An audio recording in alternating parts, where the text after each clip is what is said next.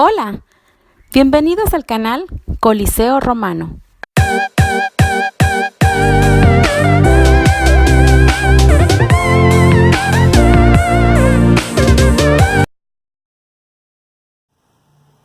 Derecho civil.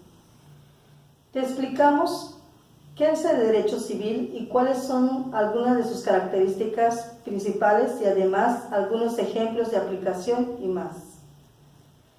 Como características podemos enumerar los siguientes: respecto a las personas, respecto a los bienes, respecto a la familia, respecto a la responsabilidad civil, respecto a los contratos, respecto al derecho internacional, respecto al derecho común, respecto al ordenamiento jurídico, respecto al territorio, respecto al Código Civil.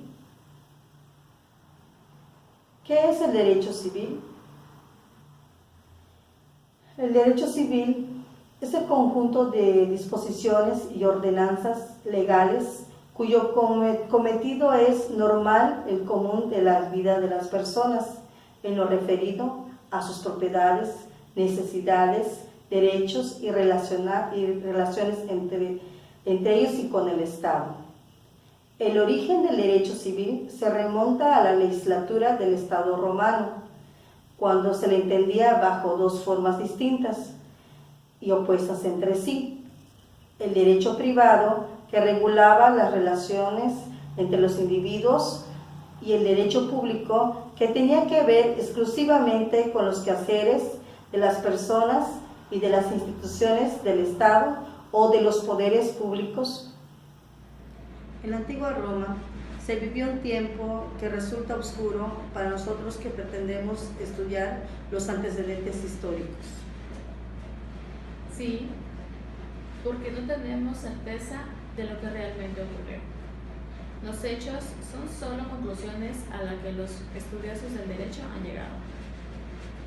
Así es, podemos decir que hoy en día el derecho romano, a través de su tiempo y de su evolución, es a lo que le llamamos hoy en día derecho civil.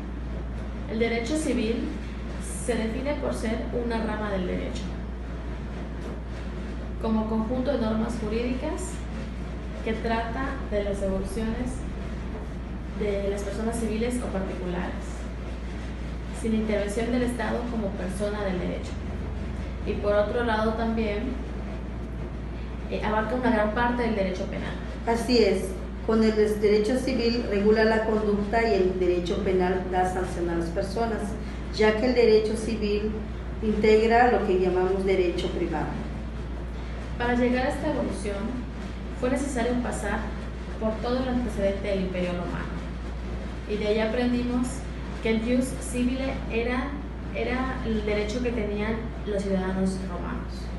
Sí. Lo que es interesante es que gracias al emperador Justiniano, que decidió hacer una compilación de todos los códigos, nosotros ahora podemos conocer un poco más y tener registro de antecedentes por escrito. Gracias a esta compilación, ya que si eso no hubiera sido posible, nosotros no tendríamos lo que es el derecho civil o gran parte del derecho penal.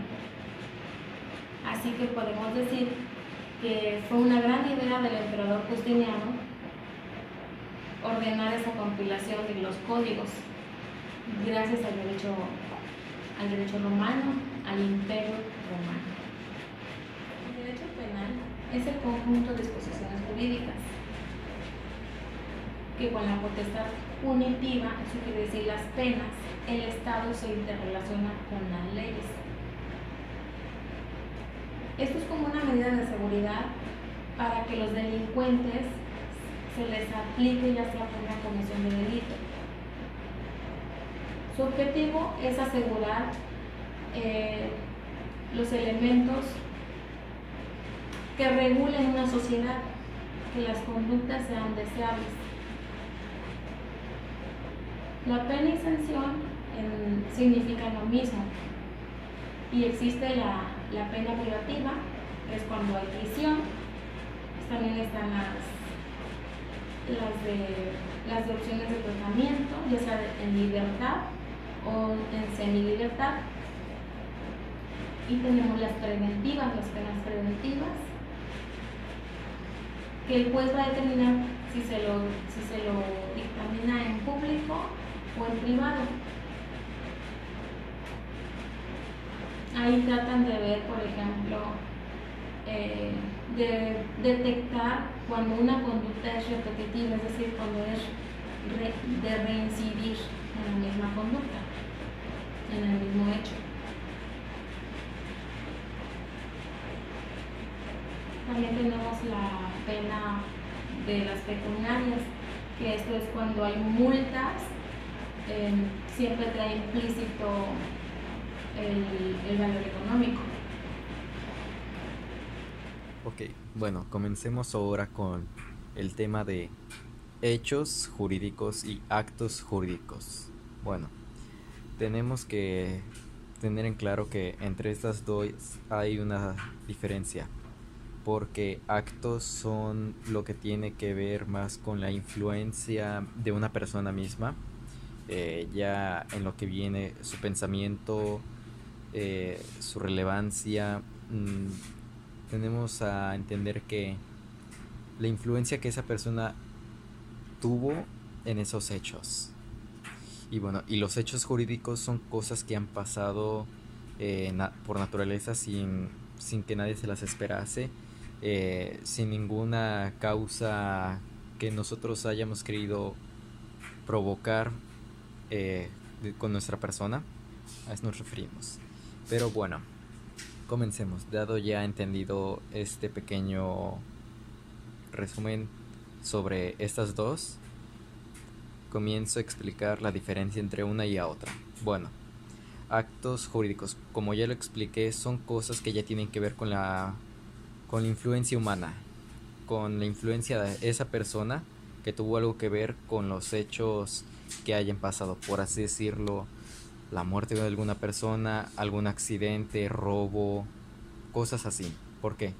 Porque en los actos podemos decir que son las acciones de una persona que están influyendo a puntos negativos más que nada que en algunos positivos, por así decirlo, ya que podemos decir que esta persona actuó en forma negativa para provocar esto. Esos son los actos. ¿Por qué? Porque son los actos de una persona provocando tales hechos negativos más que nada, porque es lo que más suele pasar. Por así decirlo, esta persona asaltó a esta persona asesinó a esta persona. ¿Por qué? Porque esa persona quiso. Eso es a lo que quiero dar a entender. Son lo que esas personas influyen con su persona a algunas consecuencias negativas hacia otras, a la comunidad o a alguna otra pegada a estas. Pero bueno, y lo que son ahora sí los hechos jurídicos, podemos decir que son cosas que han pasado por naturaleza, cosas que han pasado sin que nadie las haya tomado con previo aviso, por así decirlo. Un ejemplo podemos tomar en donde una persona haya tenido un accidente y un paramédico de la ambulancia se haya acercado a realizar su trabajo, haya presentado los primeros auxilios, lo haya subido a la camilla y que en ese instante la ambulancia de camino al hospital, el accidentado pues haya fallecido. No ha sido culpa del paramédico, claro que no, o sea, son hechos, pero sin saber, o sea, son por lo que se dicen causas naturales. A eso es a lo que quiero dar a entender. ¿Por qué? Porque no tuvo ninguna influencia humana, simplemente son cosas que hayan pasado porque pasaron. Nadie las provocó. Bueno, probablemente, pero no ha sido propósito. Y esto a lo que referimos es que puede haber, sí se puede llevar a corte. ¿Por qué? Porque son hechos que se han realizado y se tiene que tomar alguna acción y definición y ya tener un orden para tener en cuenta si va a ser un castigo o no por acciones positivas o negativas tomadas ante los hechos y los actos. A esto podemos dar a entender que puede ir, pero ya puede ser por negligencias naturales en los actos ya que una persona en su trabajo pues no hizo bien el trabajo, no lo realizó bien, sabiendo y estando segura de lo que esa misma persona hacía. Es por eso que estos actos jurídicos pueden llevarse a casos y pueden ser sentenciados hasta la misma persona por la cual se ha hecho el mismo caso. Es por eso que tenemos que tomar en cuenta que los actos son cosas que pasan porque la misma persona sabe y ha querido que pasaran. Y los hechos jurídicos se toman a cosas que pasaron, pero por naturaleza, no por una influencia humana, ni por animal, ni por cualquier otra cosa. Tiene que ser natural que hayan pasado sin que nadie haya querido que pasara. Pero aún así se llevan a corte. ¿Por qué? Porque ahí tenemos que tomar en cuenta que siendo o no se ha cometido un delito, una fechoría, queriendo o no. Por eso se evalúa la situación, se requiere para saber si hay algún tema negativo, algún castigo que tomar en cuenta. Pero más que nada esas son las diferencias entre hechos jurídicos y actos jurídicos. Gracias.